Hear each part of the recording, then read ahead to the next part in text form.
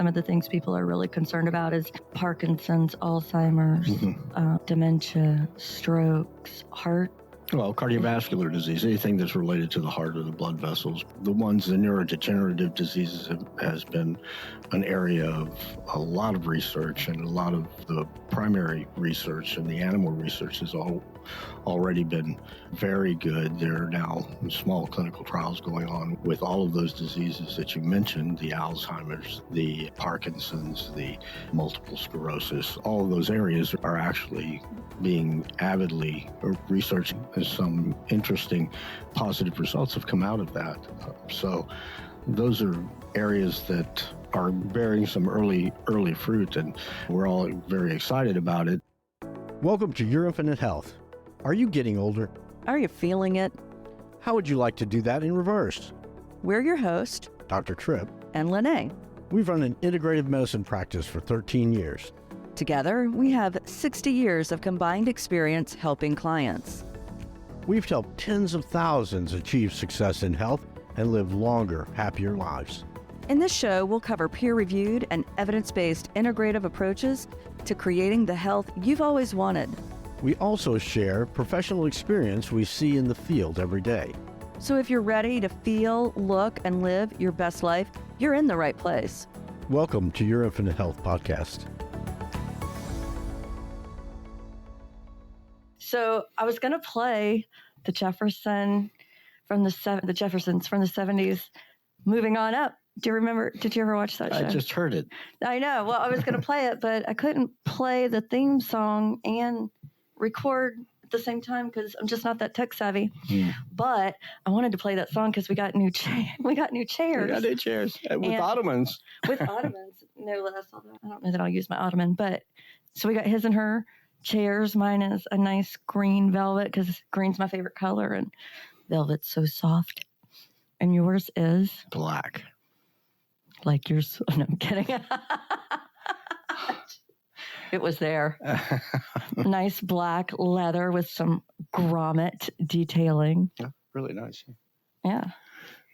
I feel like we haven't recorded an episode together in a while. I know that the most recent few have been a solo gig there for a while. I know I got tired of it. You know what happens when I get tired of waiting on you? I just forge ahead for better or for worse. So anyway. Was that in our vows? For better or worse? I think I had them take that one out. For better only. It can only go up. I'm kidding.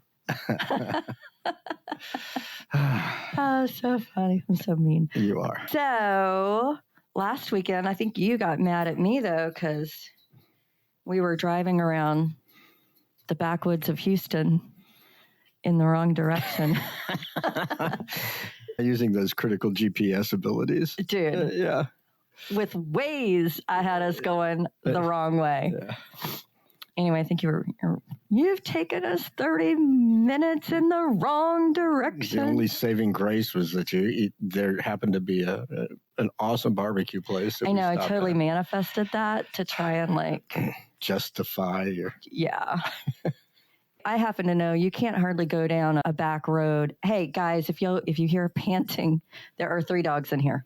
But I happen to know you can't go down a back road in Texas, Tennessee for sure, without running into some quaint backwoods barbecue joint. Mm-hmm. So I was so lucky.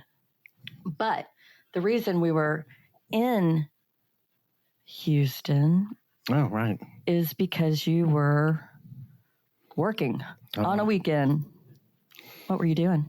Oh, right. We were training physicians how to do procedures with stem cells. And, stem cells, I say stem cells, but with the more appropriate term is biological nanoparticles. Biological nanoparticles, because the FDA doesn't want you to say stem cells. You're not supposed to say stem cells. It's exosomes, and that's the You appropriate can't term. say exosomes either. Apparently, and this You is can't use any of hearsay, the. obviously, but apparently they don't like that term. They don't like physicians who are doing these awesome and amazing things to use the words that people would actually type into Google to find a provider who actually does these things. Because all those words were like, those were like the SEO words that somebody would put into Google to look for a provider who does stem cells, or even more recently, I think the people are starting to hear about and wonder what exosomes are and what they do and how they work, but you can't use the word exosomes. And then they don't even want you to use the word regenerative medicine, which people are starting to Google regenerative medicine, but you're not supposed to use those words, stem cells or exosomes or regenerative medicine. Well done, dear. Thank you. Well done. Okay, so now we know which words not to use. So anyway, so what were you? So you're on faculty with some other. With a few other physicians that have a more in-depth background with the science and the utilization. Well, and the vendor, the vendor of one particular vendor of those products, right? So we get a lot of questions about, and we may have addressed this before, but we get some questions about where do the products come from? Are they from the patient? Are they umbilical cord? What's up with the umbilical cord? You know, because I think there's some concerns about some uneducated concerns that come up with where these products come from. So the vendor that we use and that is supporting these educational efforts, they have a very strict parameters on what's acceptable as a source of exosomes and stem cell products. So they speak with the mothers beforehand. They have mother's consent. The births have to be live, healthy births, and the accession has to be done by virtue of cesarean section. So all of those criteria have to be met for their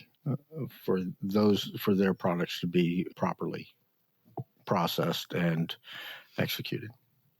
Cool. What's another question? Oh, and I didn't really mean to go into this, but there was a really interesting discussion about donors, the mothers donating, and sorry, I have to go there. No. Yeah, I do.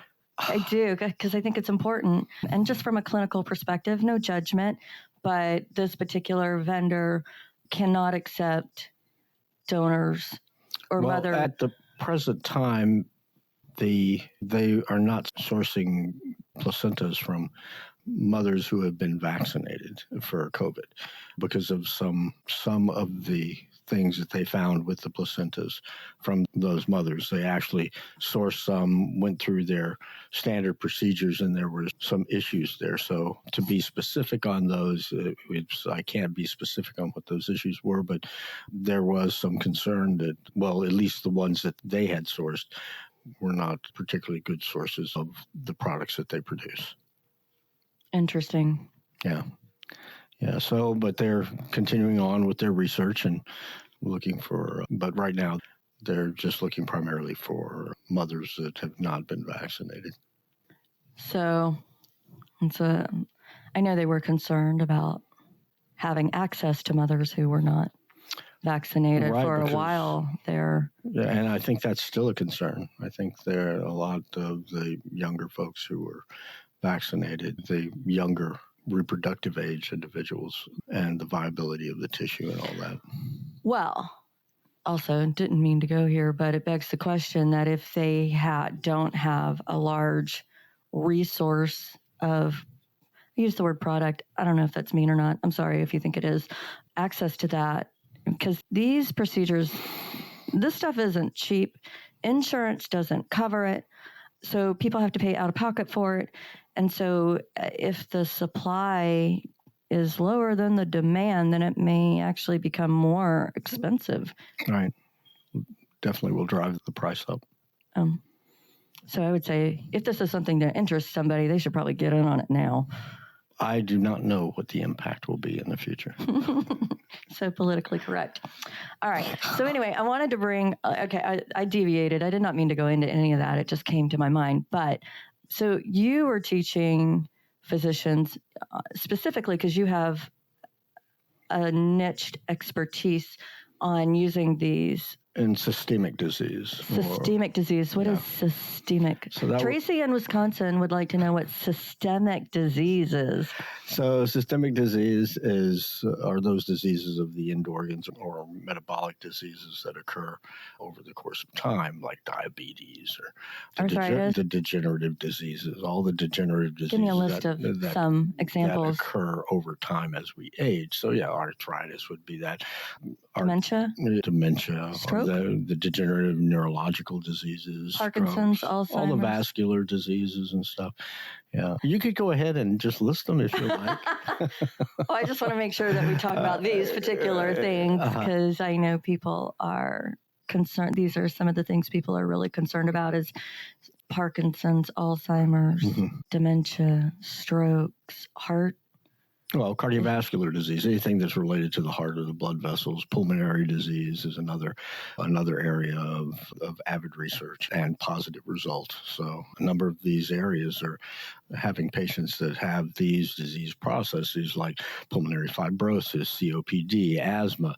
All these have been tested actually in human clinical trials and have had positive results. So small trials though they may be, those are positive results that have occurred and very interesting results. The neurodegenerative diseases has been an area of a lot of research, and a lot of the primary research and the animal research has already been very good. There are now small clinical trials going on with all of those diseases that you mentioned, the Alzheimer's, the Parkinson's, the multiple sclerosis. All of those areas are actually being avidly researched, and some interesting positive results have come out of that. So those are areas that are bearing some early fruit, and we're all very excited about it. And some of the things that I talk about at the conference is basically how to administer those things and what methodologies have been used for administration. And some of them are quite easy, actually. I mean, the ones for the degenerative neurological diseases are with using a nasal inhalation is fascinating, the way that works. And tell Tracy in Wisconsin what that is and how that works. So if you have your nanoparticles and the nanoparticles are put into a micronized spray and you spray it into the nose with a deep inhalation, and the sequence is about every 5 minutes or so you do that. Over the course of like an hour or something? Whatever, to get whatever the dose of nanoparticles in there that you're going to get. I think the treatment is very easy to do, and the vast majority of the particles are actually directly absorbed into the termination of nerves from the trigeminal nerve that comes out of the base of the brain, and from the olfactory nerve that is the source of our sense of smell. And basically, it's really interesting to see the distribution of the nanoparticles in there to basically any area of the brain that has damage or has inflammation ongoing in it. And so the exosomes will track to those areas very specifically and enhance the repair, change the nature of the cells that are there from inflammatory and destructive to non-inflammatory and constructive, and enhance the production of new cells and new connections all over the area. So should somebody who maybe has a family history of those things implement this as preventive, or is it better if after symptoms develop, then you do these things? Well, we know that after we're a certain age, the number of cells in every area of our body is less, and that population of cells that doesn't participate anymore in the function of the organ becomes more and more. So we're diminishing our reserves there. But to go from there to say that these treatments should be done at a certain specific point in time, whether or not you have a predisposing gene or not. I would not venture so far as to say that, but I would say that anyone who has that family history and has a history of any of the degenerative orders, such as lupus, systemic lupus, erythematosus, or some of the other autoimmune disorders, they are much more highly predisposed to developing dementia. And it may be warranted in those cases to maybe take an early look.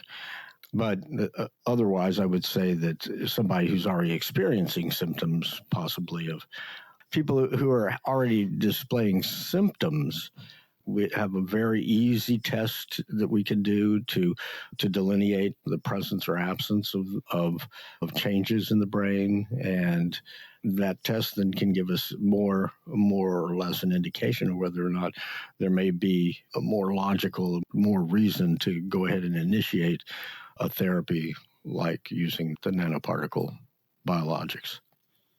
What case study do you have? Like, what's a practical experience that you've had? I know you've got somebody now that is doing the nasal thing. And then in the past, I know you had a guy who, well, sticking on the nasal thing, I'm thinking of one particular person, but I know you've done several. Anybody in particular you'd like to?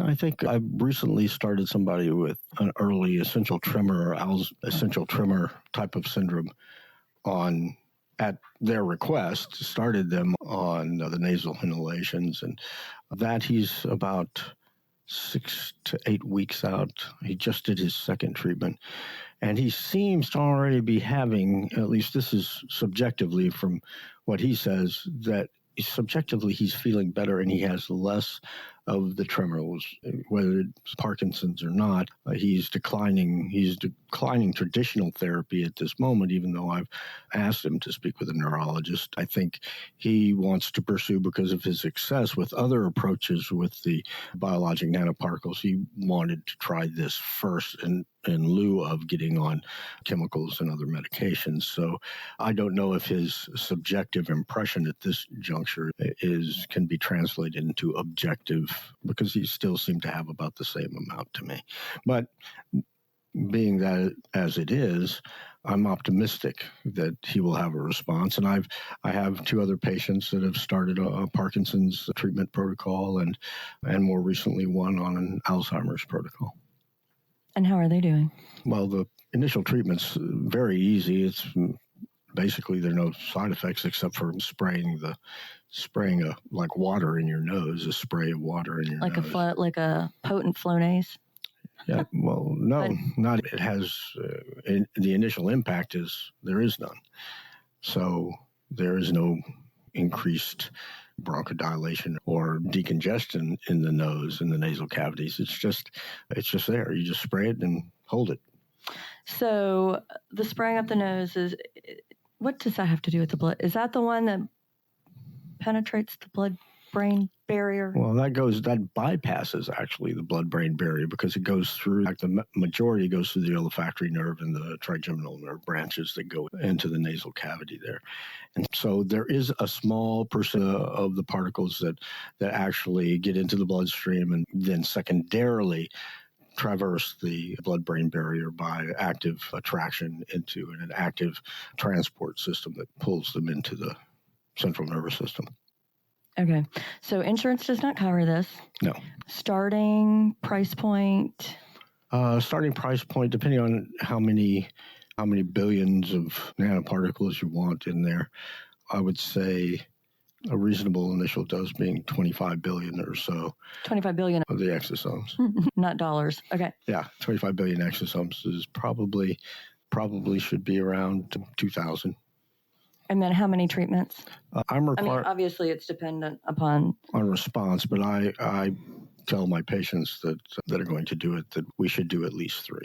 At least 3. So somebody may be looking at least $6,000 out of pocket, but $6,000 might sound like a lot to some people. But at the end of the day, what is the cost of not investing in your health? And that's really the question I think a lot of people need to start asking.